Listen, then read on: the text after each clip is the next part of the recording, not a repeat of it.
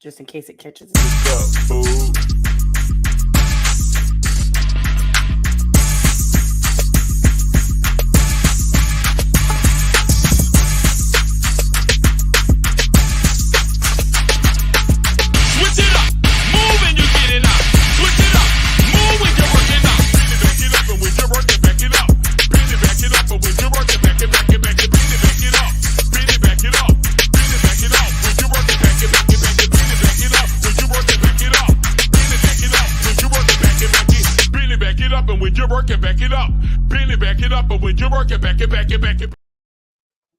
That will never not be my shit.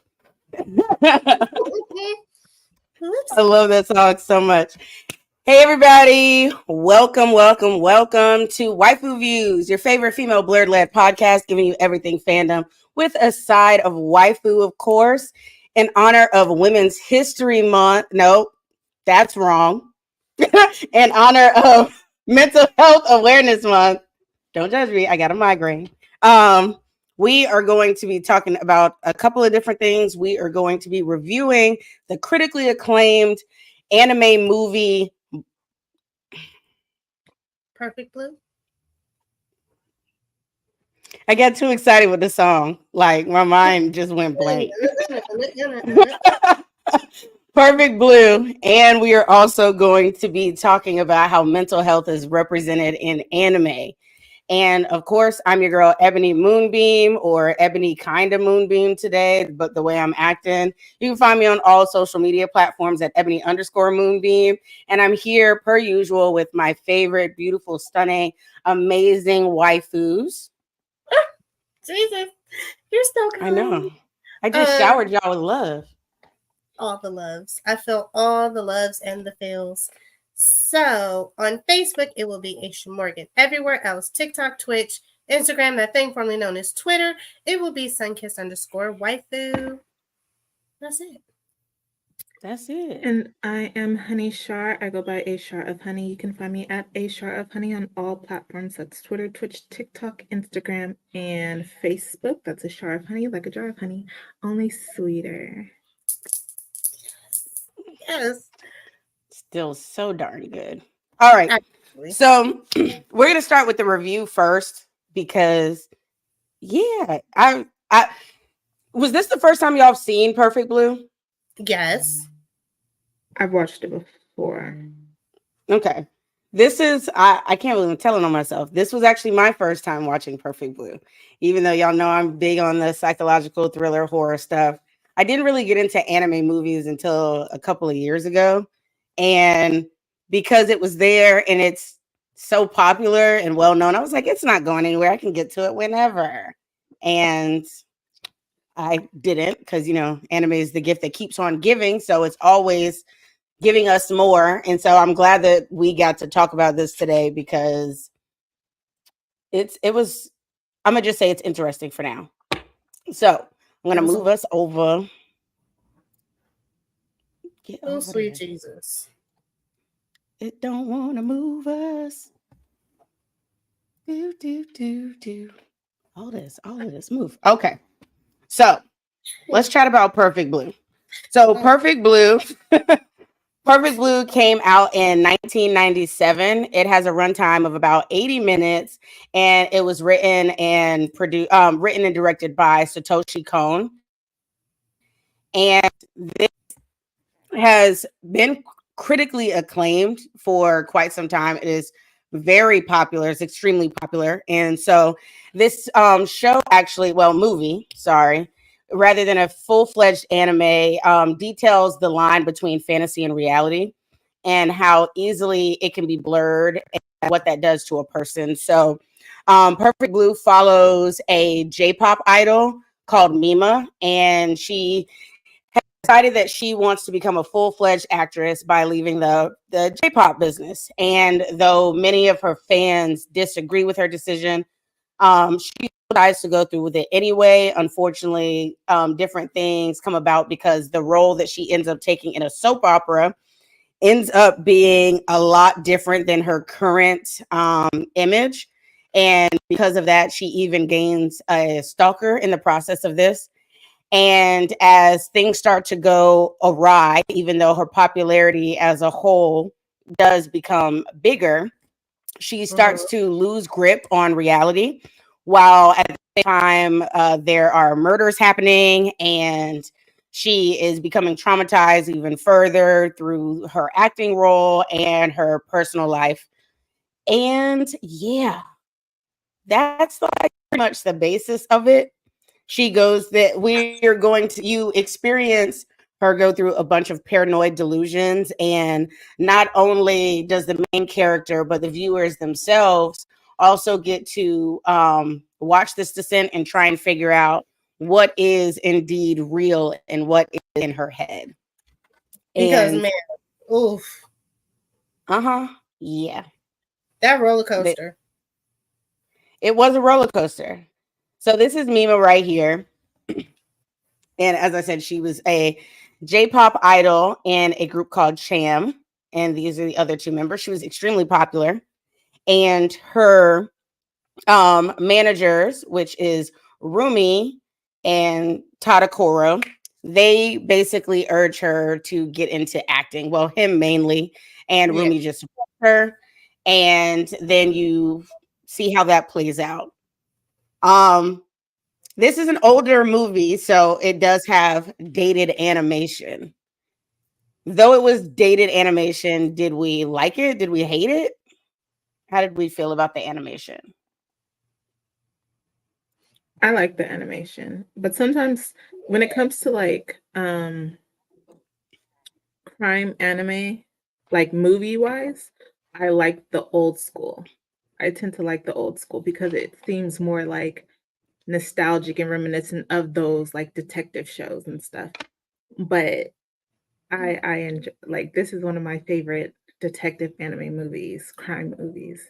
And I just want to say when I first saw it, I called it from the beginning. I just want everyone to know, detective right here. I called it from the beginning, but I enjoyed it. I like the art style. I didn't call it in the beginning, but as it progressed, I basically was coming up with little theories. I was like, I bet this is this. Is this this? Is this this? By the time you find out the plot twist at the end, I was like, I knew that. What in It's like, the watch this be this. Oh, the plot twist was good. Like, if I would It have, was good, yeah. I wish that I would have seen this before we did the plot twist in anime episode, because I definitely would have included it on there because it was very good. Aisha, what did you think about the art style? Because a lot of the stuff that you watch outside of One Piece, which the beginning of One Piece is We're not not going to pretty. start on that. We're not. So It's not pretty. What's your question? I'm just saying. So you should be used to like dated artwork.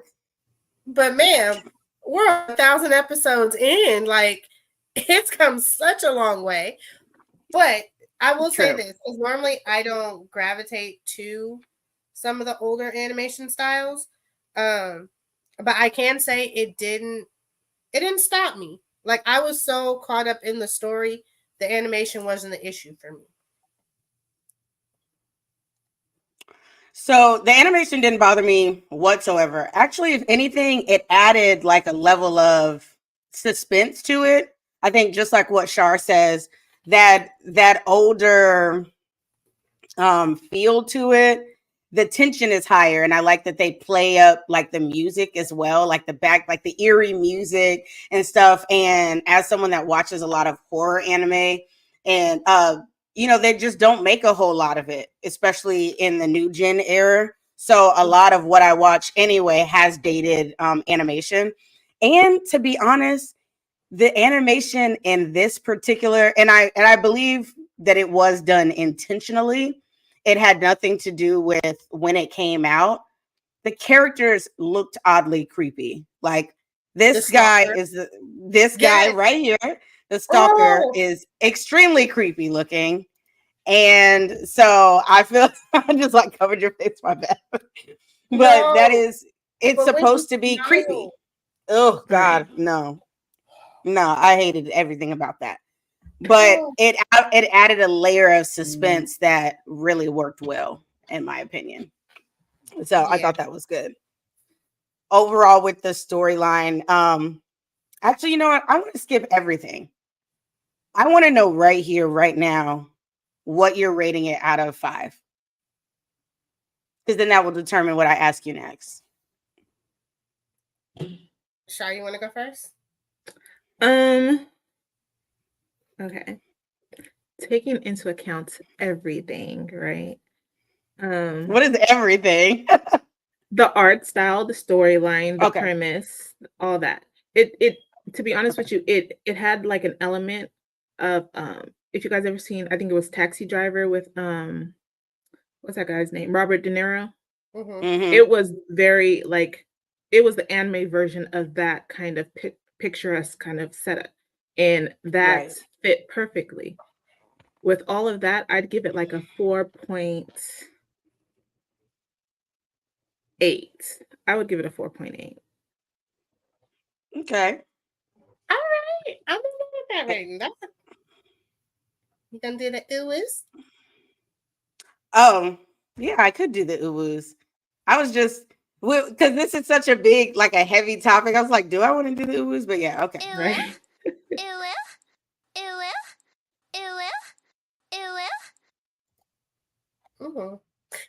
We gave it 5 uwus because you can't stop a uwu midway. That's just rude. But Ooh. she gave it a 4.8. She a 4.8. That's just rude. What about you? 4.8 is high.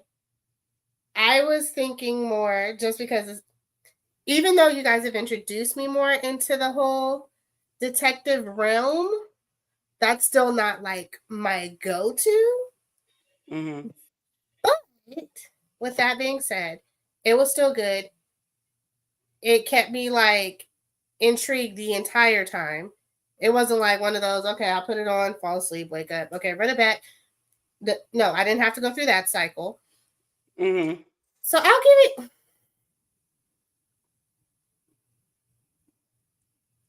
give it a 4.4. I'll do a 4.4. That's good for me. He's freaking. I'm gonna start making y'all not do decimals just for the uwu sounds. Okay, just do 4.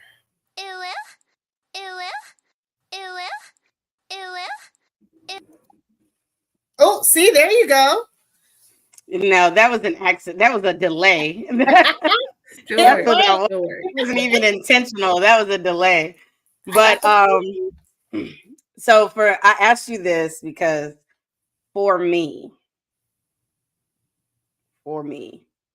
encompassing everything, it is a freaking 5. It is a 5.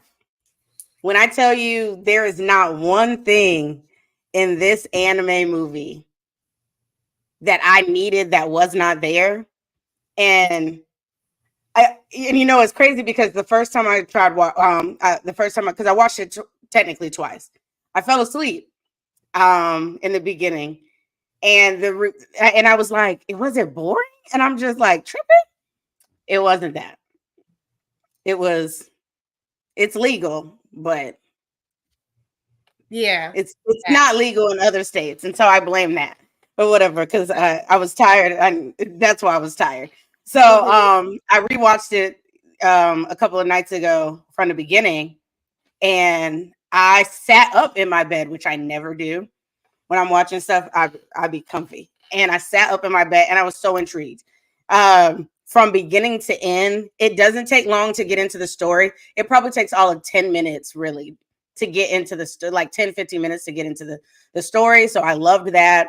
The animation style, like I said, I actually really enjoyed it. The music behind it, the character development, watching the descent of this character was not only intriguing but unsettling, because you realize how like you watched her mental health deteriorate in like this insane way. And then the plot twist at the end was just like the icing on the cake. And I loved how it ended. That little last scene, like literally that last scene before the credits. I don't want to tell anybody because then that'll give away how the movie ends. But that very last scene, right before the credits, I was like, okay. So it has to be a 5 for me. And I don't give 5s to anime movies. I'm gonna be honest. I think the only other 5 I've given to an anime movie would be maybe Sword of the Stranger. That's probably the only other anime movie that I was just like, oh yeah, I loved everything about this. So kudos to you, Perfect Blue. I'm about to give you your flowers.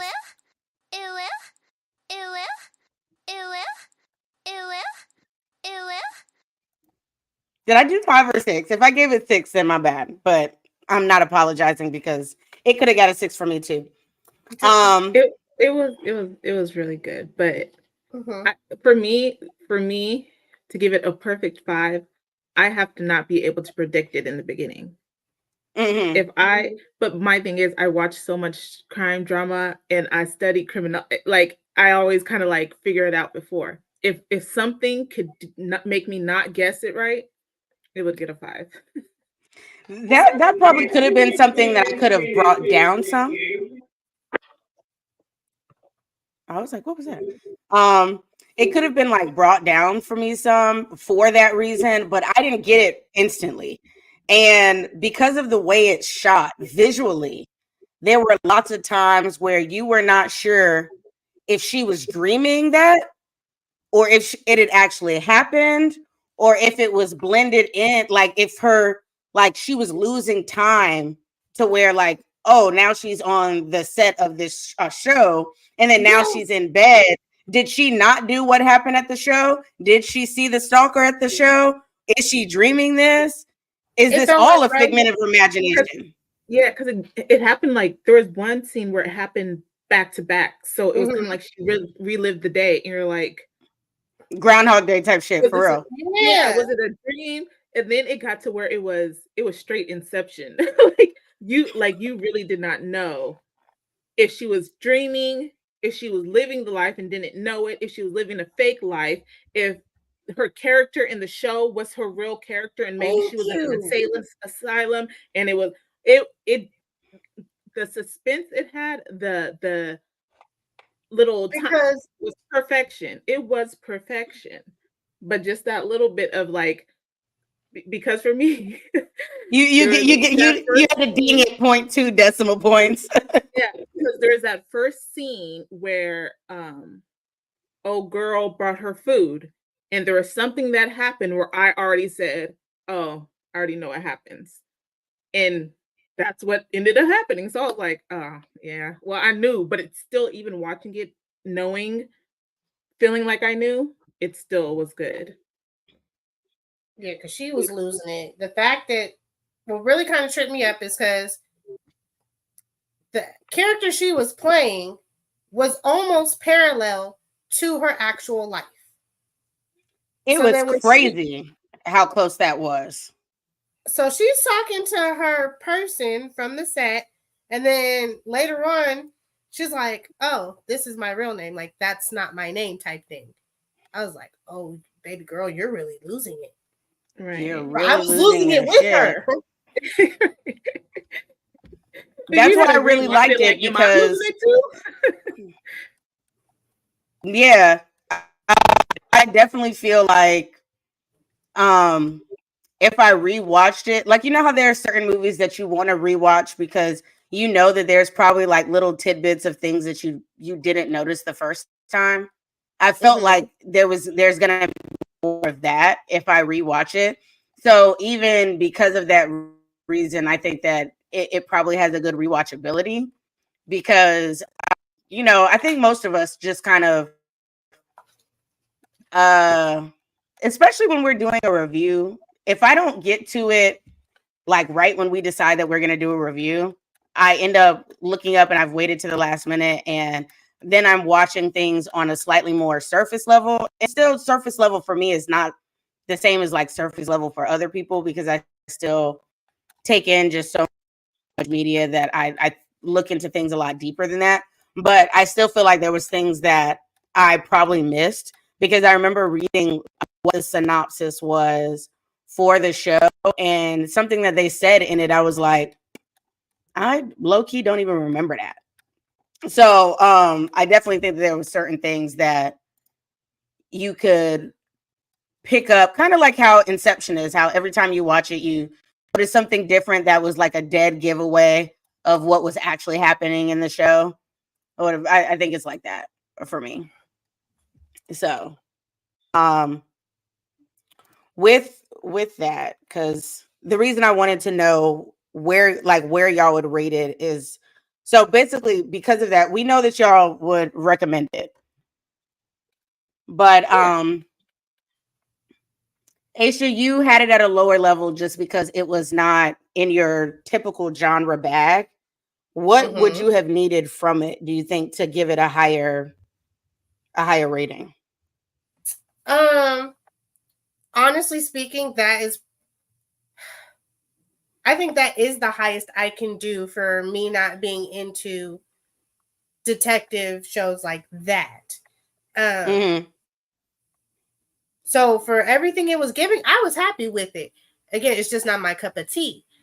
So I think that 4 is like the best it could be. Now, if I was into detectives, it may have been close to a 5.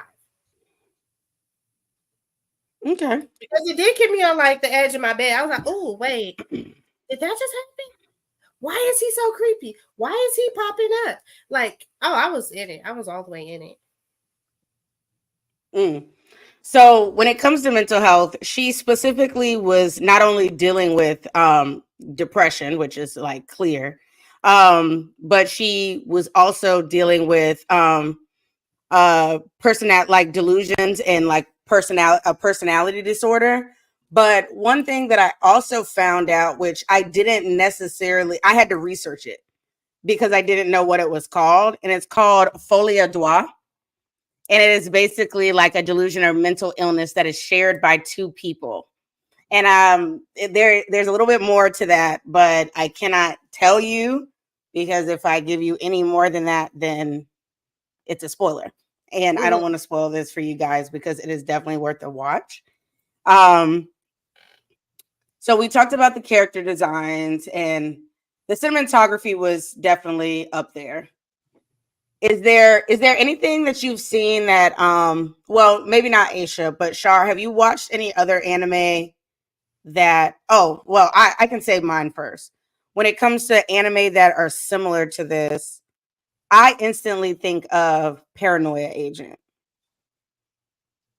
Just because of how visually how it's shot, the examples of just delusions and paranoia, because the girl is being stalked. She's introduced to one thing that I loved about this, before I get off topic, is this is in 1997, so this is the height of the internet, and she gets a computer after finding out that someone has made an online like kind of like database for her called Mima's Room. And first off, watching her learn how to use the computer, I felt like that was like me and my brother teaching my parents how to like turn on the computer in the beginning and stuff. It was really cute and fun. But it also, I don't think that when this came out, or maybe the writer knew that this is kind of what it was going to turn into as we became more social online, and having access to people having access to us, and us having access to people online. But one thing I've learned is that level of paranoia and stuff, like even now, I'll go out, and if you see videos of me from that place, I've already left. Like you're seeing stuff an hour after I've left or whatever and stuff. So you don't know where the hell I am. I made a video. I was like, I'm going out tonight. And I said it. I was like, but I'm not about to tell y'all where I'm going because that's dumb as hell. And I said that in the video specifically. I was like, I'm not going to tell you where I'm going. You have to be mindful of what information you put online. But then reading something that you did not write and I think everybody is probably, well, if you're a bad bitch, you've probably experienced someone having like a fake page of you or something where you're like, that's not me on that dating profile. Y'all, if I had $1 for every time someone had sent, I had 3 different people one time at different times, and they were different profiles on POF, have photos of me as a Plenty of Fish icon account. And I was like, and I met someone once that was like, I found you on POF. I said, I don't have a POF. And he was like, look, and he showed me, and I was like, hell no. And B, I was so glad that I was in a public place because I didn't know who the hell this was. And they just happened to be there, run into me and was like, hey, why you don't ever hit me back anymore or whatever. And I was like, what the hell are you talking about, sir? I do not know you. I do not know this man. I'm sorry to this man. I don't know you. But that's how that went down. So being able to watch that happen to her where she's reading something and it's supposed to be someone like her where it's getting too in depth with her life, where, oh, she's buying this brand of milk from the convenience store. And the really creepy one was where she got off of the train leading with her left foot, which is like bad luck, instead of her right. And then she's like slowly losing her shit. That is kind of what we live in today. And I know y'all get creeped out when you just been having a private conversation with somebody and then all of a sudden you getting Facebook ads for that type of clothing store and shit. I used to. It's like between my phone and my laptop, I know both are always listening. Because we'll have conversations and then I'll get an ad for some shit and I'm just like, here you go again, ear hustling when nobody was talking to you. I was talking. Right. Like, stay in your lane. Stay in your lane. Stop listening to our conversations. But the ads always do pop up. Yeah, it's creepy. But like, imagine you finding out that someone was, oh, that's coming from my page too. Let's go on and just delete that. Actually, let's report you. I said delete and block. Oh, okay. Spam. Spam, false information. To see if it came from my page or not. I was like, where did me too? That's what I was like, hold on a second. I was like, which account is this coming from? Okay. Sorry, y'all. We got a comment that was coming, you know how perfect example, social media, problematic. Okay. How would y'all feel if you like what would you do if you were online and you found out that like someone was talking about your personal life in that kind of way where you're like, I did just go to Walmart today. And then they're like sharing it on the internet and shit. That was legit. Like to see her smiling and then as she continues reading, you're just like, oh my God. Like the terror that kicks in, like, who is watching me? For one, I didn't write this. For two, this happened exactly. So where were you to be seeing me like this? And then you saw almost instantly, like when she looking everywhere now and stuff like that. But that's one of the things that I appreciate because I feel like that's really. And she was laughing at first. She's like, "Oh, this is cute. It's saying this about me and this about me." Mm-hmm. And then she started realizing that it knew too much. And watching that, I feel like that's a healthy and natural way of dealing with that. Like, processing it, like instantly getting afraid. Like if somebody just messaged me and was like, I see you. I'm looking around, even though they're like, oh, I see you, like you did that or whatever. But then I'm like, no, but do you see me for real? Like, what you mean you see me? Where are you? I'm not going to lie. I keep all my cameras covered. Like my webcam, it stays on closed. My laptop closed.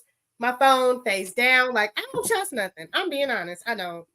So I used to do that. I ain't gonna hold you, but I think it's a kink. Sometimes I don't, but it's I think that's why. And I used to do it. Like I used to keep everything closed and stuff. And then we'll get off the show. But my webcam will still be plugged in and stuff because I do the show for the most part in front of my desktop. So I use a separate webcam than the one that comes with it. And like, then I'll just be like, oh, I'm ready to change. And sometimes I think about it, like we'll be still backstage talking and we're like coming out of cosplay and talking and stuff. I'm like, if anybody hacks into this, they are seeing us like I'm sitting here in my bra, wiping off my makeup, talking to y'all about the next show. They're like, maybe we should stop doing that. Now that I'm thinking about it.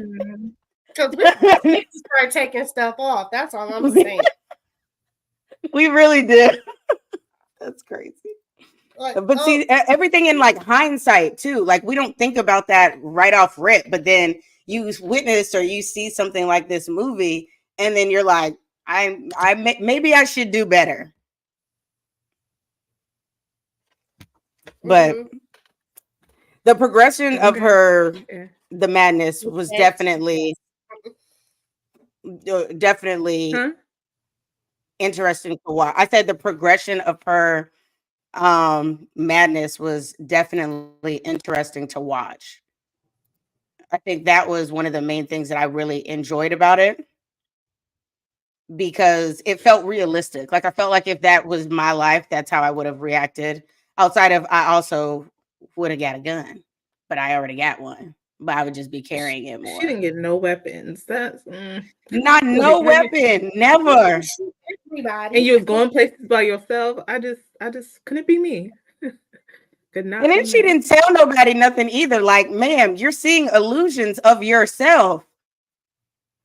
You're not gonna tell nobody that. And then you're in a show where you're seeing a psychiatrist for having like multiple personalities and illusions and all types of shit, and you're actually experiencing this crap. And let me tell you, oh, y'all want to know something though? Okay, also everybody, I forgot to tell y'all, trigger warning for this movie. This movie is mature. It is technically rated R. There's nipples and all types of stuff. But this is what I'm gonna tell y'all. So when I dozed off the first time, I woke back up on the section. I did. That's what I woke up to, and I was like, "What am I watching?" I was like, I thought my computer had been hacked for a second, and I ended up on like some dark web corn site, because I was like, "What is this?" Because you can't find that in regular corn. You can't go to Cornhub and find that. No. But ma'am, the way it was like almost realistic, cut. It was so realistic. Realistic, cut. Felt realistic. I'm like, what? And she kept it together. I appreciated when she went back home and like low-key lost her shit, because I was like, baby, you just agreed to what? And obviously that's something that actors and actresses do in real life or whatever. Like they sometimes have to portray really crazy scenes and stuff like sexual assault. But I really thought that was real. When I woke up, I was like, what? What am I watching? And like you said, they say cut in between it, but when I woke up, it was at like the longest part of that scene. So I was like, oh no. So I stopped it. And then I realized that I was still in Hulu. By the way, you can find this on Hulu. Perfect Blue. I forgot to say that because I paid for it on Prime. Why? Yeah. That's what it made me do too. Then I had to remember yesterday to turn off. Sorry. You're right. It's not on Hulu. It's on Prime, but I got Prime. But it's AMC Prime, because I have Prime, but it's like on AMC, so I had to do the trial. Oh, it played for me. Maybe I paid for AMC and don't know. Because it played for me. I didn't pay nothing to watch it. Oh, it was a pay to rent. I was like, what? Yeah. It was the subscription thing, but maybe I have a package that already has the subscription involved, because I don't know why I would have the AMC package. Like the AMC Plus thing. I don't know. That's strange. But so yeah, if you want a very interesting psychological horror thriller movie, it's 80 minutes. It's called Perfect Blue. You can find it on Amazon Prime and or AMC Plus, apparently, because that's where the subscription goes through. I'm sure you can find it on the dark web somewhere too, but I promote y'all paying the writers that work hard for this stuff, so stream legally. I asked a question. Yeah. Okay, so you know the part where I'm just curious. You know the part where the person is revealed, right? And they chasing her. Girl, and you trying to figure out how to is like, how did that look? Because that was how she's just daintily going from like how is that person doing that? I was trying to figure out too. And then that's when I think that's one of the things that threw me off too, because I'm like, how is this happening? And like, Nobody but sees then this. but then there's like this one part where it's like you see the reflection and it changes, and then you see the person, you see the thing struggling, and then I'm like, okay. I was like, at least they struggling, because this is not physically possible. It How was were they 'cause, hopping? I want to know. Like, I want to know what that looked like, because I just know it was like, I know people like, in the what it was. apartments were hearing a doom, doom. So part of Y'all don't my understand how hard this is to talk about, y'all, because we're really trying not to spoil it for y'all. We really tried not to spoil it for y'all, but this is so hard. But I thought the same thing during that scene. I was like, how? And then, so then that's when I started to wonder, like, okay, is the chase part in her head? Mm. So then I started to wonder, like, is it going back and forth? Because she is already losing her shit. So I'm like, maybe that part is just in her head and stuff. It wasn't until like how it ended. And let me tell you, she better than me. She better than me at the end, because right, I thought the baby. I thought it was over. I would have stood right there. She was better than me close to the end. Let me tell you. But yeah, sorry, y'all. We just had to get that out of the way. 'Cause I'm glad you asked that, because I was thinking that too. All right. So let's talk about mental health and how. Oh, hold on, because I'm trying to get my stuff set up, because I lost it. I lost it because I switched my stuff, because that happens because we do this show live. We do this live. But so we're gonna talk about um how mental health is portrayed in anime in particular. So I know that I can say this just from, and most people can say this from personal experience in all forms of media, that mental health has not always been discussed openly, let alone portrayed accurately.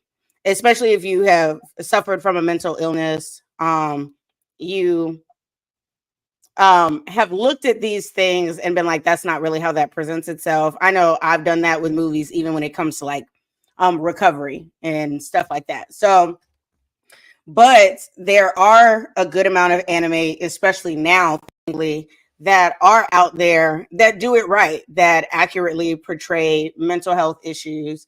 And so we wanted to kind of discuss some anime shows that not only tap into mental health issues, but give you not only a better understanding, but can kind of help you along as well as how to um, deal and give love and empathy and to those that are suffering from mental health issues. So, who wants to go first with one of their shows that talk about mental health?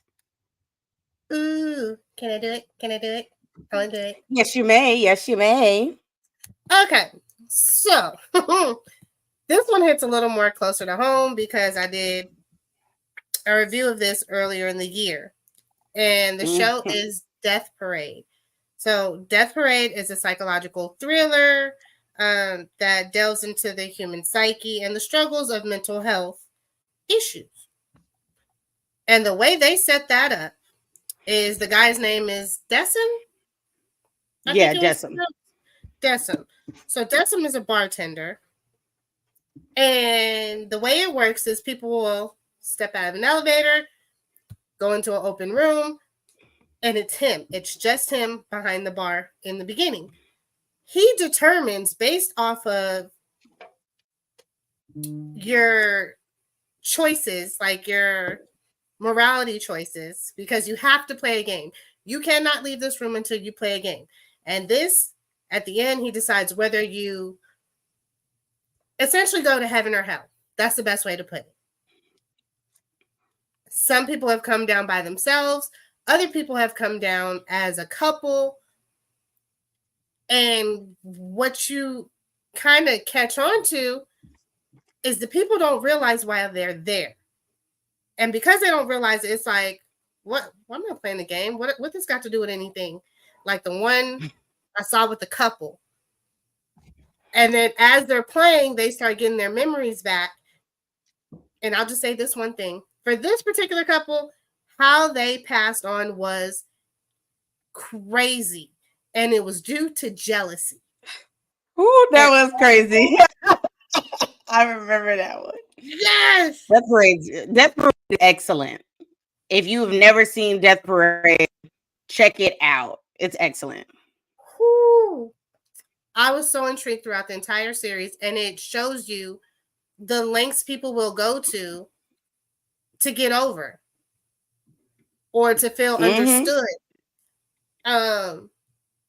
But that particular couple, because by the end of it, in the beginning, you thought, oh, okay, he was the mean one. She's gonna go to heaven. That's the way it's gonna play out. And then stuff started getting real tricky as they played the game.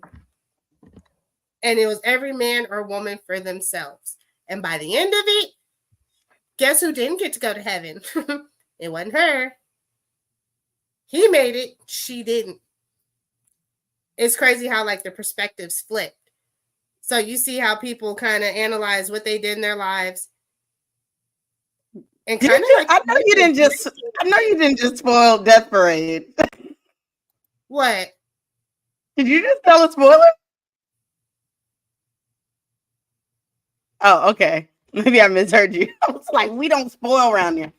No. Unless we tell them ahead of time. Okay. I misheard you. My bad. Jeremy. I thought you did for a second. I was like, what? No. It's a bunch of stories, but you kind of see how people spiral when their back is against the wall. So I watched Death Parade, and I know Shar has as well. We all kind of have. I know like the main themes there that they do tap into pretty frequently is both depression and suicide. And even for that to be a more dated anime, I thought that they represented it well. And one thing I really like about Death Parade is they are not it's not a gruesome anime. It really is about looking into why the people do the things that they do. And trying to gain an understanding, and in turn, all of those characters, regardless of if they go to heaven or hell, and after they leave this bar, they have learned why they did what they did and why they ended up in the situation that they ended up in. So it's also like a learning experience. So for them, it's a learning experience, but also for the viewers, it could be a cautionary tale on the benefit of processing your emotions in a healthy manner, because some of these incidents in the show with different characters happen because they did not take care of their mental health, and so because they didn't do that, they ended up having to deal with these consequences, some that also affected other people. So I really liked that. Do you have anything else to say about Death Parade, Shar, or do you want to tell your anime? I'll tell my anime. Sorry, my house is kind of loud. Okay. Mine was Silent Voice. It's about a boy named Shoya who bullies a girl named Shoko. They're pretty much like preteens, adolescents, and what happens is he bullied her so bad, and then he in turn gets bullied. This anime is really, really, really good. As someone who has suffered from social anxiety and continues to do so, it does touch on the topic in a very real way. It touches on bullying, self-unaliving, and depression. And I feel like it addresses all those in a way that is very realistic to a certain extent. As someone who studies psychology, I feel like they did a good job in showing how these things really do happen. Yeah, it's a really good it's a really good eye-opening anime, and to see how people do process certain things, especially with bullying, and how and why some people do bully, and how you can either be on the giving end of bullying, or the receiving end. And so yeah, it was very well executed to address those kind of mental disorders and problems. I actually haven't seen A Silent Voice. I've heard a lot about A Silent Voice. I heard that it's good. I heard that it's an emotional watch. Not gonna lie, you kind of pushed me to watch it sooner because if I recall, doesn't it kind of tell this story as well, like through music or something? Yeah, and It's not it's like a also musical, but like you're finding your it's not voice. exactly, yeah, but it's also I forgot the word I was about to say, but it's also like a story of kind of like him trying to redeem himself after experiencing it. And I think that is too a very like real thing that happens with a lot of bullies once they experience that in real life, and how they're like, oh, I was doing this to other people. So it is very yeah, you should watch it quick, soon. Now. So y'all gonna hate, well, y'all gonna give me too much, but I'm gonna say it anyway about what you just said about um being on the giving end of bullying, and then having to receive that, and then having a change of heart. That reminds me of a really good smut that I read. It's still current, guys. Be sure to check it out. It's called Lost in the Clouds. And have you read that one? No, it sounds problematic. She said, look at Char's face. She's like, yeah. But if it makes you feel any better, like they just got close to the smut. Like there hasn't been smut yet. It's still very much just regular yaoi. But it follows a guy that has like had to start over after being like, no, I'm telling you, it's worth you. Aisha, you know you like a good story too. You do not need to come out the gate with all of that in the first chapter. It's good. It's all right. And they're not even like really deep in the manhwa yet. So they're only like 30 or 40. No, that's a lie. They're pretty. Tis the sickness. Shut the hell up. But hater in the comments. But yes, it follows a guy that was a bully and kind of a dickhead. And then after experiencing it to a bigger degree from someone that he cared about, you watch him kind of break and completely change who he is. And but then he still has PTSD from it. It affects his ability to trust people. It affects his ability to open up to people. It affects his ability to be his true self. And so we see that in all different types of media, not just anime. You can find it in just about every genre, and you can find it in everybody's walk of life, because I think subconsciously, even me personally, like I dealt with bullying, not physical bullying, but emotional bullying when I was in middle school. I tell people all the time that you couldn't pay me to go back to middle school. And it wasn't that I wasn't a popular person. I was in advanced classes, people knew me and stuff, but I went to like a majority, and sometimes we do it to our own people, because I went to a majority black school, a black public school, when I was in middle school. But the way that I spoke, so I was constantly called an Oreo, which for me back then was a slap in the face, because you were basically telling me that I was black on the outside but white on the inside, that I wasn't one of y'all. And so that hurt.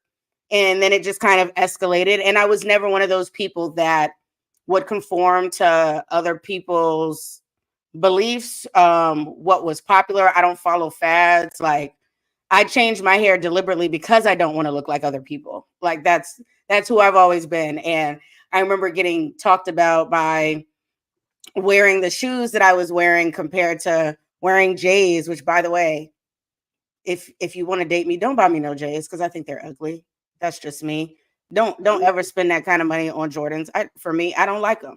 I'd much rather spend all that money on a huge collection of Sperry's than than Jordans or Vans. Like that's just how I am. But I would get talked about, and it wasn't that I was. I do you know that I even got talked about for wearing Tommy Hilfiger back then, where my outfit cost more than everything they had, including their backpack and the books in their bag. But I would still get picked on. So those type of things, and then I think subconsciously there was like this need to want to fit in. So there was like this natural need to either I was angry or I had to kind of change who I was so I could avoid having to hear the bullshit. Because I can't get in fights every day. I'll get kicked out of school. I spent enough time in ISSP because of it. So there was only so many options, you know what I mean? Let her rock her boat shoes. I support you, Ebony. Thank you. Sperry gang forever. But anyways, so I think that it was I'm definitely going to check out A Silent Voice, and you guys should too, because Shar approves it, and if Shar approves it, then I'm here for it. Okay, so one of mine is I'm going to come on the lighter spectrum real quick because my second one's real dark. So this one is an anime that came out a couple years ago called Komi Can't Communicate. And it follows a girl named Shoko Komi, where she begins her high school career at a private school with basically a big head start. She has, she's gorgeous.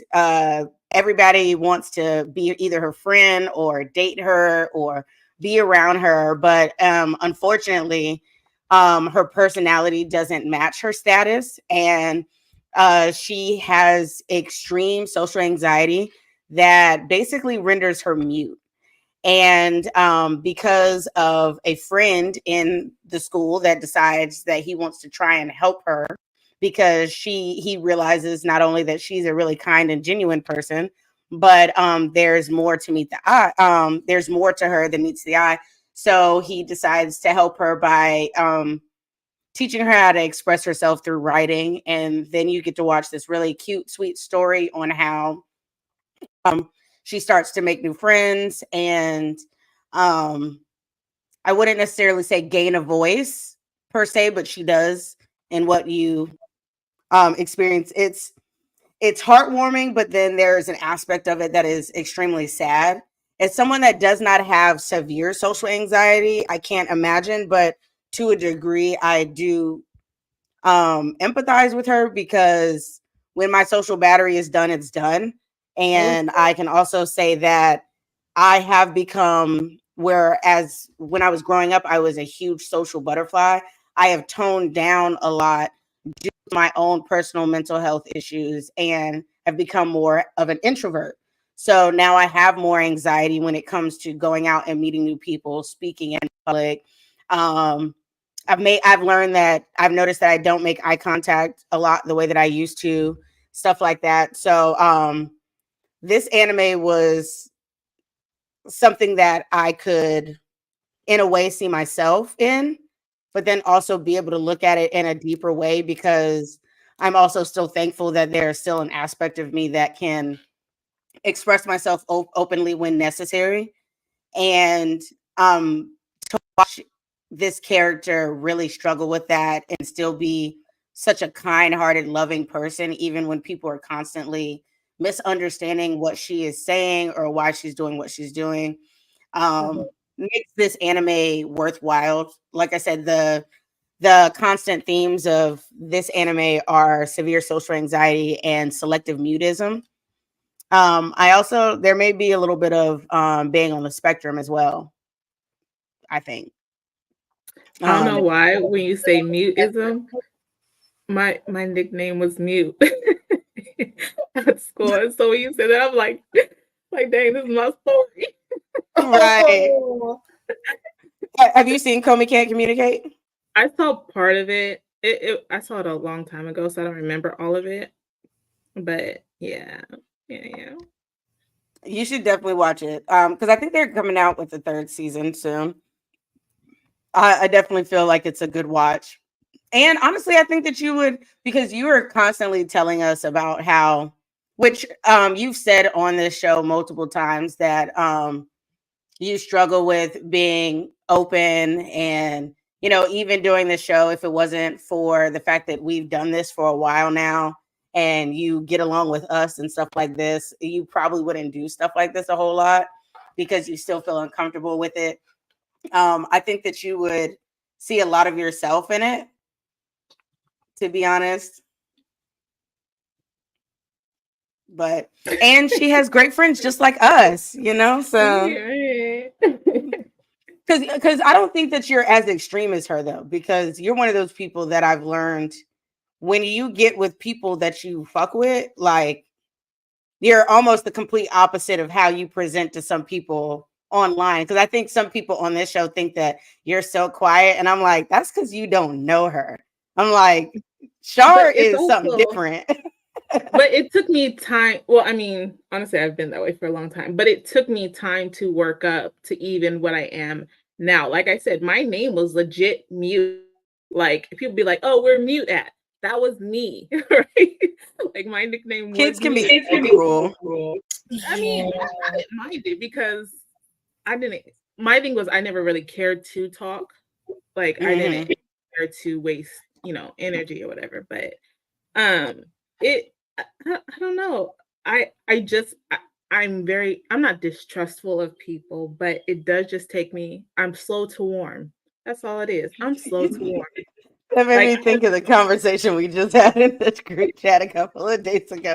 I'm not that distrustful. I'm like, maybe a little, but I'm right there with you, because it's that was just some creep like shit. people are like, you don't understand, especially being in like, even honestly, being in the anime community, the cosplay community, as long as I've been in it, I've seen so much bull. I've seen friends talk about each other in other group chats and then be buddy buddy. I don't trust people like I can willingly. I have to see what you're about. I have to, when you operate a certain way and I don't like it, I'm gonna say it. Like, and people don't like that, but I'm to myself for a reason. I feel like there's reasons to my muteness. No, I agree with that. I think that adds to some of the reason why I'm more of an introverted person now. For the same reason, you and I were in, though we didn't know each other fully until we started Waifu Views, we were in a lot of the same groups for years. We've had discussions about experiences that we've had with people where, like, we found out stories about ourselves that we knew about each other before we ever knew each other, because of what people were saying about us and stuff like that. So, hey there. The communities can definitely be an issue. Adding to that, especially with just the gatekeeping in general, which we've discussed in previous shows, those take a toll. A young lady asked me in another group, where it's a Jacksonville Blurred group, and I had posted I did my intro and I posted a picture of 2 of my cosplays. And she was telling me how she really wanted to do cosplays and that she didn't have any confidence in herself and this and that. And I was like, well, that's where we're going to stop this right now.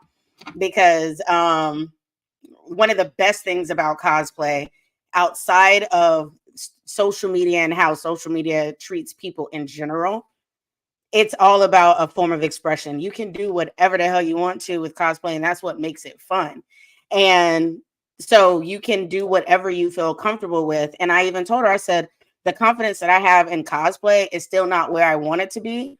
And we've talked about this as well. There's a lot of imposter syndrome going on, but then there's also, but I'm still leaps and bounds where I was when I first started cosplaying. So, does anyone have any more anime that they want to mention? Ooh, I almost forgot. So I'm finally caught up on My Hero Academia, and one person, well, really 2 people. But the first one is Twice. and him, it's like physical, what you call it, schizophrenia. Like, it's legit. He can split himself, and it's all these personalities, and it just drives me wild. Like, I feel for the dude because it's not his fault. That's his quirk. It's not. Well, the thing is, and I think that's why he is that way. You know, I think that the writer wanted to show that in a very, I think he wanted to show mental health in that way, to be honest, because though it is his quirk, I'm sure that there was a way that they could have written it into where he trained himself to like not lose himself mentally or and different things. I think that was deliberate, that um to show how schizophrenia can present itself visually, where you have, or bipolar disorder. That was Or yeah. oh, okay. It's a bunch of random stuff anyway. How much you want to bet? That's my page too. I just feel it in my soul, but I'm not about to check it. I'll delete it later. Yeah, they did. I felt like he was one of my favorite characters, so I was sad to see him go. But when it comes to Twice, I think you see a little bit of bipolar disorder in him. I think you see some schizophrenia in him. You clearly see depression and anxiety in him as well. I think that was deliberate, that it was supposed to give you almost a visual idea of what mental health looks like, to be honest. I'm gonna have to Google that because I'm interested to see if he did that deliberately.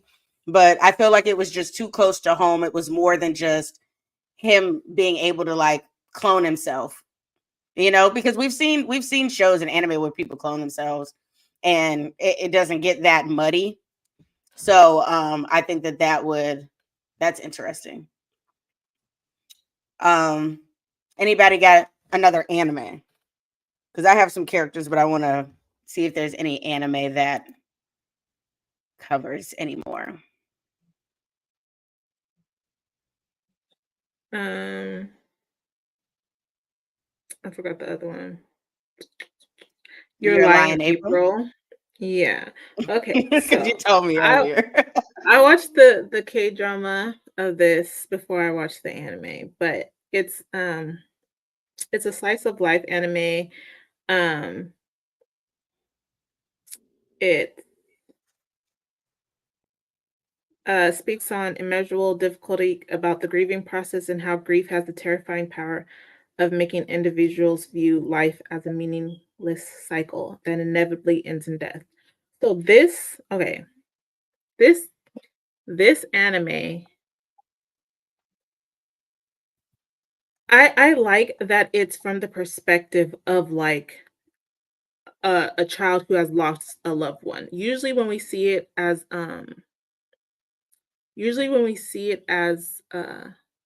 like when we see a child, because a lot of anime children lose, their parents and stuff. You kind of just see the how it affects them like now and things, but in this you get flashbacks. You see how it's truly affecting him in his day-to-day life of the main character, who he's a like piano prodigy. Mm-hmm. And just going through all the turmoil of losing his mom is like you can see like how it affects him in his daily life. He's given up like piano and everything else, even though this addresses childhood trauma really, really, really well. Because especially when you have a relationship with a parent who is um I don't want to say like bad or unkind or whatever, but when you deal with that traumatic relationship with a parent, Mm-hmm. even when you grow, that it messes you up for a lifetime. And so, It like, does. even studies have shown when a child experiences childhood trauma during their childhood, it can affect their brain development. It could affect their social cues. It affects every aspect of their lives. And his mom was very hard on him. And so just to see him, one, learn to, in some ways, grow out of it, not grow out of it, but experiencing things that he didn't know were possible. So he meets like this girl who plays the violin. And one of the first things he does when he sees her play is like, I didn't know you can be free, like be free seeing someone play like an instrument. He didn't know that could happen because his mom was so hard. Like his mom thing was, you have to be number one. This girl was like, she went in there to a competition, you have to play a certain thing, and she was ad-libbing, freestyling, and he was like, what? You can do this. And so just to see kind of that play out was very interesting. And just to see again the childhood trauma, how it affects them in every aspect. Certain things would cause him to stress, would make him sweat. He'd have flashbacks, he'd shake. All those things are very realistic to how trauma affects us. PTSD, depression, all of that stuff.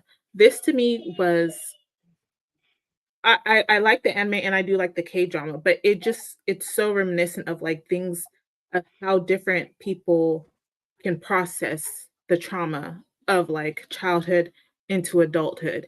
And yeah, I think everyone should watch that one. It's really good, and just I don't know. I just really enjoyed that one. And I did have to watch, the anime like real fast, but it was good. No, I had no idea that it was a K-drama, so I need to go check that out. Your Lie in April is known for its song. Its song is extremely popular. Most people know it because of the song. But also it's a beautiful story. It's a little bit of an older anime, but it always gets brought up. I want to comment though on what Q Double said from YouTube. He said, but they, because I don't know if you're a man or a woman. They said that Banana Fish was an interesting anime that focuses a lot on depression and PTSD. It is. It's an excellent anime. It's slightly older. It's not considered new gen.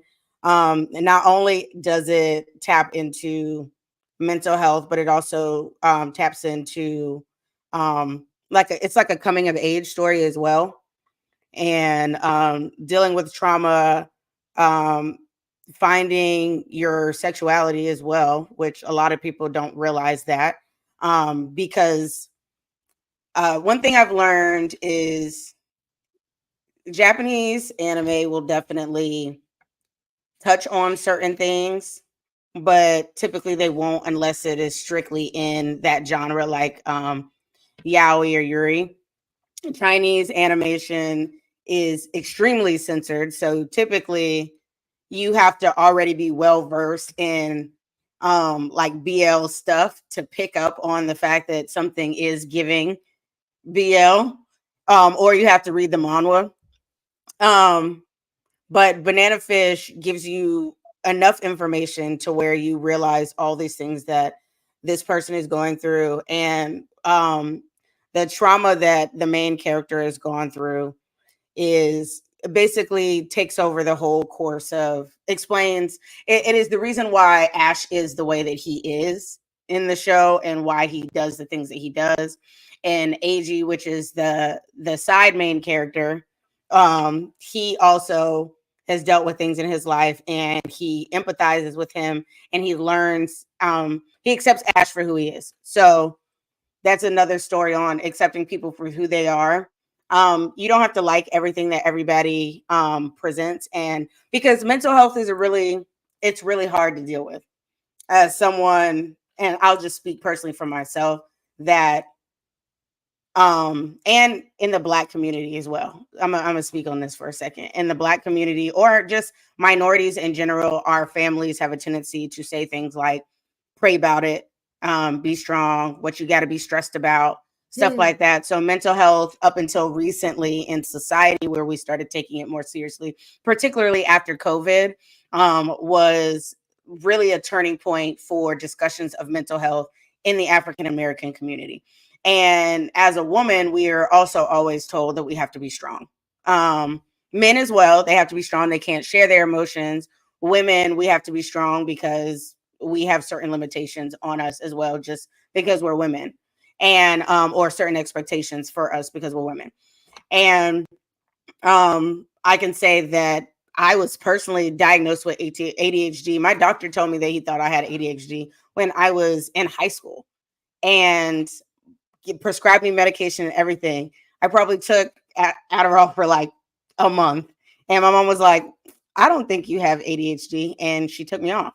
And my mom's a healthcare professional, and so that even just shows that like how real people, or well, just how people addressed mental health when it comes to like, oh, it has to be extreme. Like I got to be on like the extreme end of it for people to believe that you have it. And it wasn't until later on, after suffering from alcoholism, which I've spoken about multiple times on this show. I'm pretty transparent about it.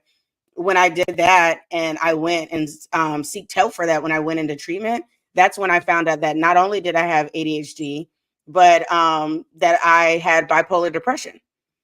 And so that I suffered from bipolar depression. I knew I had anxiety, and I knew I had PTSD from a car accident. It wasn't until I was in there and I was in therapy that I realized that PTSD was not actually from my accident. It was intensified from my accident, and it was actually from a sexual assault previously. And so all of those things build up. And so sometimes even our symptoms change. Sometimes our symptoms or the way that we deal with things change. There was a part where when I had my sexual assault that I was completely turned off by sex and the opposite sex as a whole. And I was very untrustworthy of that. And then over time, it turned into hypersexuality. And so then I spent a couple of years where I processed that. And so I think that it is important to share it in media, because I think that is probably the way that people understand things. Like when people think of OCD or when people think of autism, they think of it however they saw it in a movie. And so then when other people are like, I have this, they're like, you seem normal. And it's like, first off, there's no such thing as normal. So let's not do that. But secondly, not everybody presents differently when it comes to mental health. My depression may be, oh, I drink. Someone else's depression may be I sleep. Other people's depression may be I get in bed with someone else or whatever. There's all these different factors. And so I mentioned that to say be kind. You never know what a person is going through. Try and put yourself in other people's shoes. It does not hurt you to take a moment to step away from what you know to be one way because of your personal experiences in your life and say, let me just hear them out. And then say, you know what, how would have reacted in this? And then guess what? If you cannot come to a similar conclusion that they did, then just support them, because it does not hurt you to support other people. I specifically bring that up though because of the anime that I wanted to talk about, which is a heavier anime. It came out in 2020. It's one of my favorite anime. We definitely deserved more of it. It's called Wonder Egg Priority, and it's kind of like a magical girl show, but like on steroids, a little hopped up version of Magical Girl. It's not as overly cutesy. Sorry, there's people in my pool, so I heard yelling. Magical Girl, but it centers around overcoming trauma and the painful grief of loss. And the protagonist, her name's I. She stops attending school after her close friend commits suicide, and she is only kind of brought back to life, not the character, like her energy, the main character's energy. She decides that she is going to try and find this thing called a wonder egg, which could give her the opportunity to bring back her friend. And you get to see multiple characters that also get the opportunity to do all these different tasks and fight all these really weird creatures, which, by the way, the animation is excellent. All these weird creatures and stuff like that in order to find a wonder egg so they can bring someone back that they lost. And there are a lot of recurring themes in this, everything from depression, suicide, bullying, child exploitation, and sexual assault. Because every character has dealt with something different. It deals with PTSD, major PTSD, and how they are not only, and some of it is because of something that they experienced or something that they experienced through their connection with the friend that they're trying to bring back. And you get to see how they dealt with these struggles and how they're trying to progress. And while bonding with each other, they are learning more about each other and finding they have ultimately found their own personal support system in this thing called life. And so that is definitely one that you should check out. Wonder Egg Priority is excellent. Action packed, colors stunning. And yeah, there's also a bunch of other anime. Neon Genesis is, well, Evangelion, because let me be specific before y'all come for me, because there's a bunch. That's known for its recurring themes of depression, self-loathing, child trauma. Tokyo Ghoul. There, the man literally deals with PTSD like second episode. Like the man is struggling and struggles through it throughout the whole show, and you see it present itself in his behavior and even physically when you see Kaneki turn into the one-eyed ghoul and his hair changes to white and stuff like that. That is a visual representation of him changing his personality and becoming something else. And you also see it later in a later season when he starts to go back to his old self and dealing with the trauma of that. You see other characters in there that have experienced similar things, torture, stuff like that, that have changed their personality altogether. Killua is a great example of a character that has to deal with his trauma with his family, his brother in particular. Are there any other characters that, even though the show may not be completely focused on mental health, are there any characters that pop in your head that it is very clear that struggled with mental health? And do you think that they portrayed that in a positive or accurate way? Gara. Who? Gara. Gara. Oh, perfect example. Yeah. I was gonna say everybody in Naruto. Everybody in Naruto. Everybody in Naruto got a little something going on.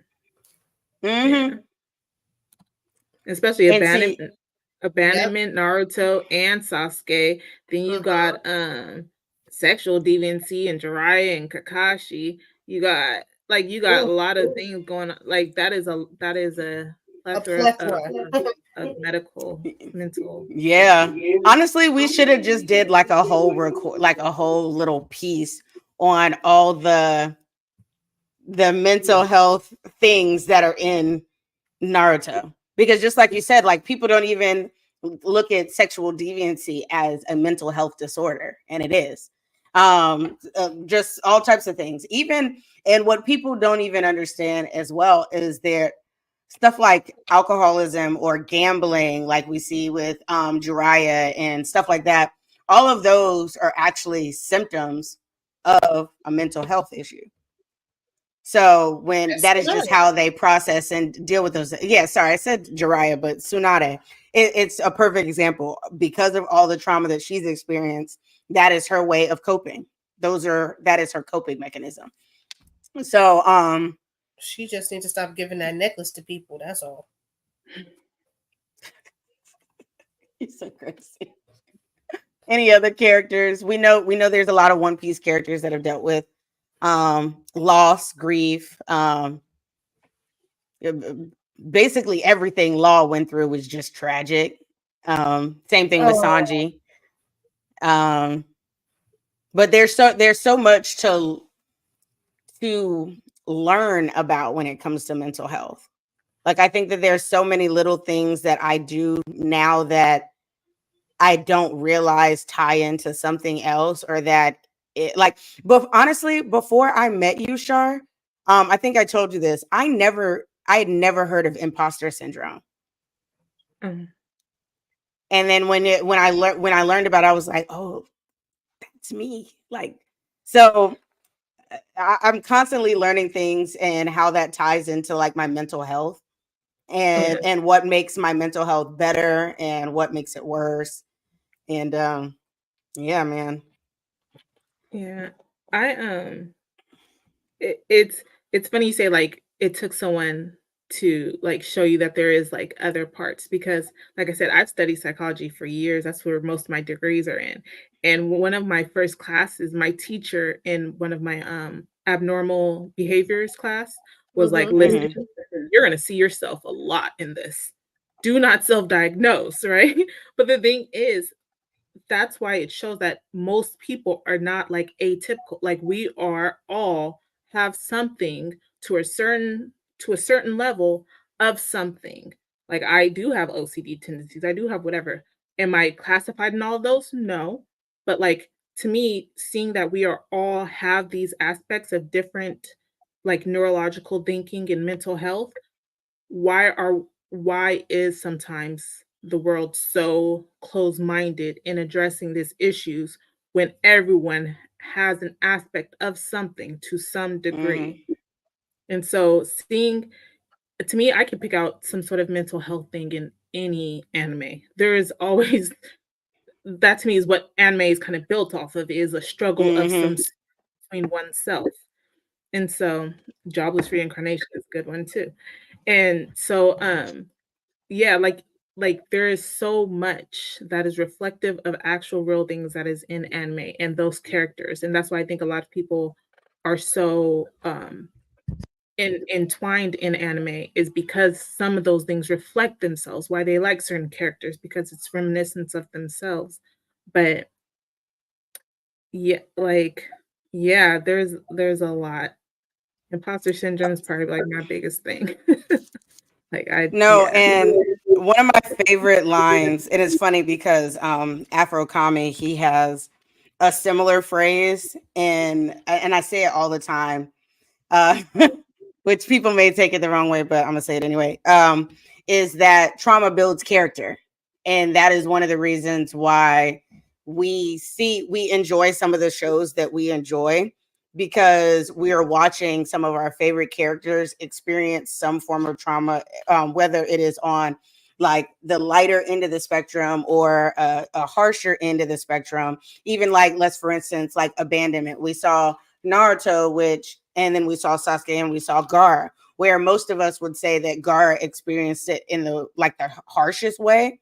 But then but there are other people that'd be like, no, I think that Naruto experienced it in a harsher way, or that Sasuke experienced it in a harsher way. But those things, but those are also one of the reasons why we root for these characters.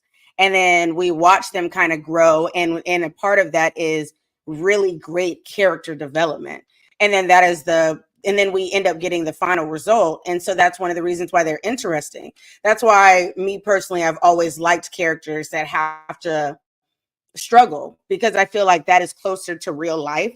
It is only a handful of people. There's a very small percentage of the world that gets everything that they want, that they don't have to work hard, and they ain't never been through nothing. And so when I say that trauma builds character, I'm not saying, oh, you should totally have trauma. I'm just saying that I think that makes you watching that and seeing that and experiencing that makes you stronger. And in turn, the payoff is better for me. Like, I don't think that I don't appreciate things in my life when they were just handed to me. Like, I took for granted a lot of things because I hadn't experienced things. Like, I took for granted walking until my hip was about to fucking collapse, or when I had to relearn how to walk. You know what I mean? And though that was a traumatic experience, and that was something that I wouldn't wish on anybody, it also allowed me to reflect on myself and then work harder to appreciate some of the smaller things in life, or things that I thought were small that aren't small. It reminded me that there are a lot of people that can't walk at all, or that lost the ability to walk and they weren't able to regain it like I was, stuff like that. So that's why I use that saying where those type of stories and those type of characters I always gravitate towards, because I think that is life. Life is hard, and sometimes we have extra outside forces that make life harder for us, and everybody is different. So processing that and dealing with that is not easy. No, because there's no handbook, and life be lifing. Life definitely be lifing. Definitely be lifing. So moral of the story: seek therapy, people. It saves lives. It's your friend. It's your friend. I am a strong believer that if everybody did a therapy session like once a month, and I mean everybody in the world, we would be such a better place. We would be happier individuals. We'd have more money. We would have more friends. The world would be a better place. Obviously, some traumas we wish never existed, but regardless of what it is, there is something that can be learned.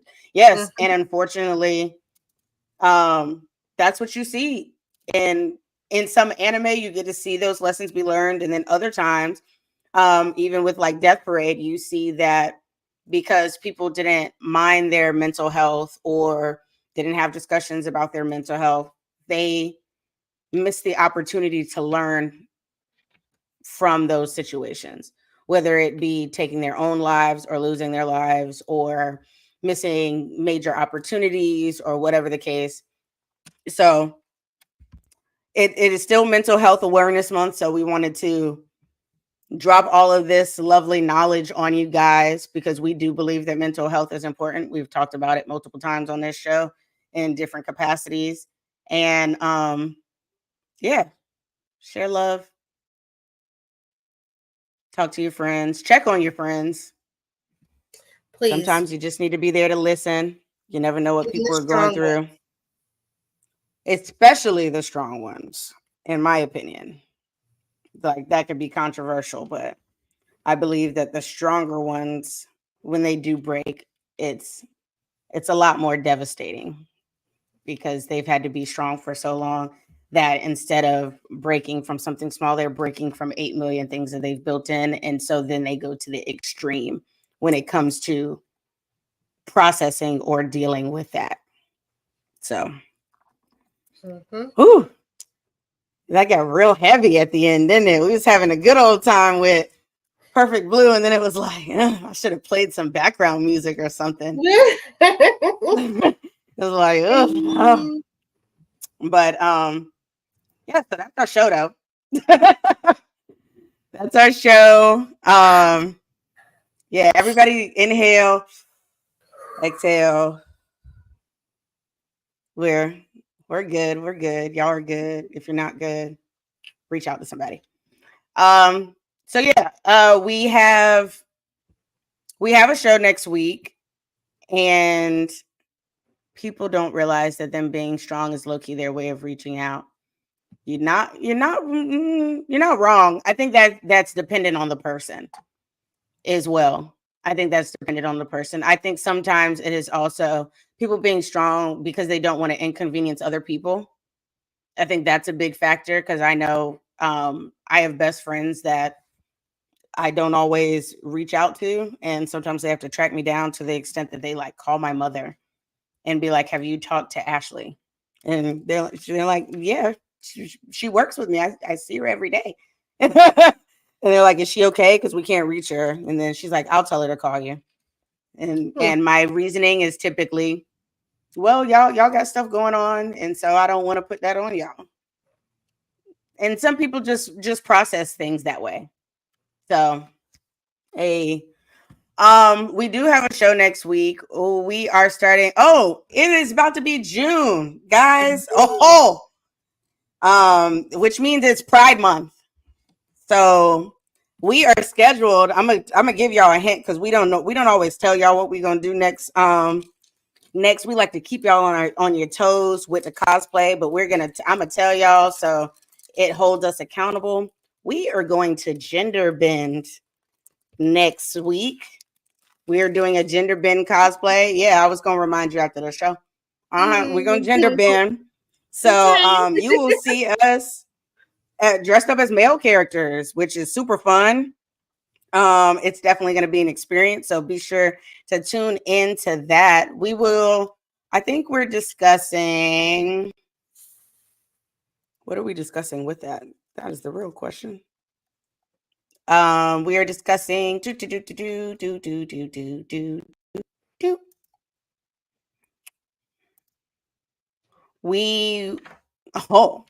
I'm not gonna tell y'all what we're discussing. Oh, but no, I ain't gonna tell y'all. Sorry, be scared. No, I'm gonna tell you. You're gonna be on the show. Yeah, but not right this second. Yeah, I'm not telling the people. Y'all got to tune in to see what we talk about. But but same time, different place. No, different time, same place. On Sundays, we decided to take advantage of Memorial Day. But typically we air Sundays at 8 p.m. Eastern time, 5 p.m. Pacific time.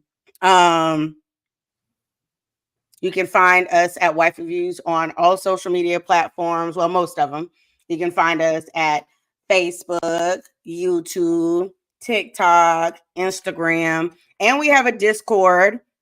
If you want the link to the Discord, hit the message button. Don't make that face. Message us on the Facebook page and tell us that you want access to the Discord, and we'll send you an invite link.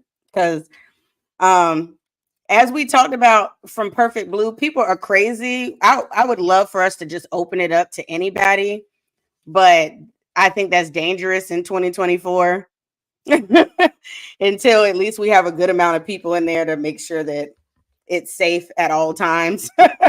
So if you want the invite link, message us on Facebook at Waifu Views, and everybody let them know who you are, what you got going on, and where they can find you so we can get up out of here. Okay. So on Facebook, it will be Aisha Morgan. Everywhere else, TikTok, Twitch, Instagram, that thing formerly known as Twitter, it will be sunkissed_waifu. Again, you can catch me every Sunday with these two lovely ladies. Thank you.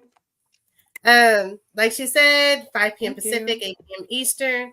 Every once in a blue moon, you can catch me on the Make It Make Sense podcast on Saturdays, where I like to have a little fun being the nemesis. Just a little bit. But other than that, no. I have to figure out this whole cosplay life with these ladies because they roped me into it. Against my Did will. we though? I don't know if we roped you into it. I feel like she said, I feel like you said something like, "Oh, I would love to cosplay. I've just never done it before." And Shar and I were like, "Bet." And then, just be talking out loud, and y'all just, you, man, especially you. Who, me?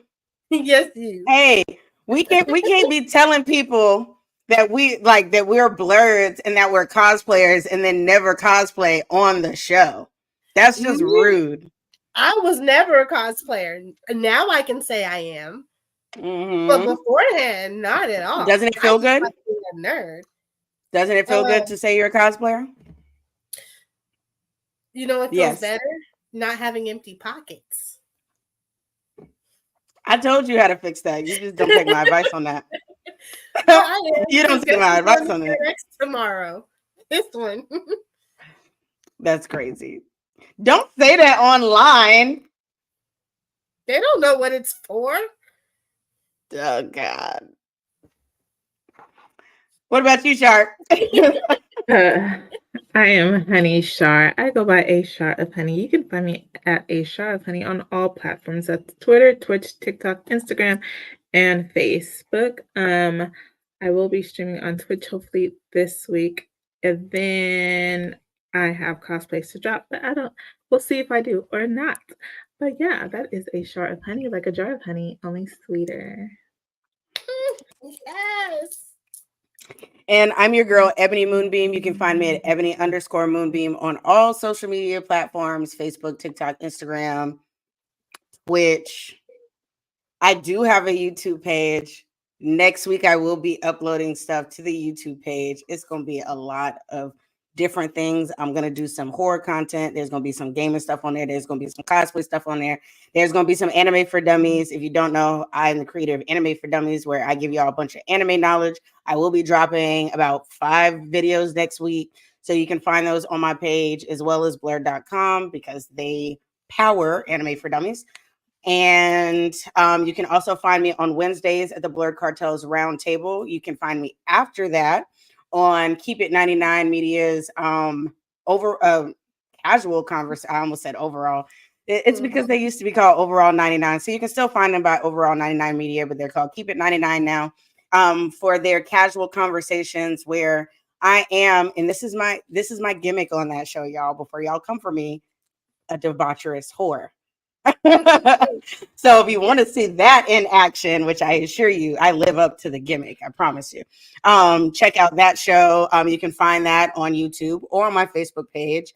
And you can also sometimes find me on Saturdays on Make It Make Sense as well. So that's all we have for you guys today. It was fun. It was real. Like I said, we're cosplaying next week. So be sure to tune in to that Sundays at 8 p.m. Eastern Time, 5 p.m. Pacific Time on most social media platforms under Waifu Views. Big W's, we love you. See, Keep It 99. That's what I was talking about. And that's all we got for you folks. See you next week. Have a happy Memorial. I hope y'all, happy. It's 10 o'clock my time, but if you're on the West Coast, you can continue to have a great Memorial Day and be to work on time. Don't drink too much. Ta-ta.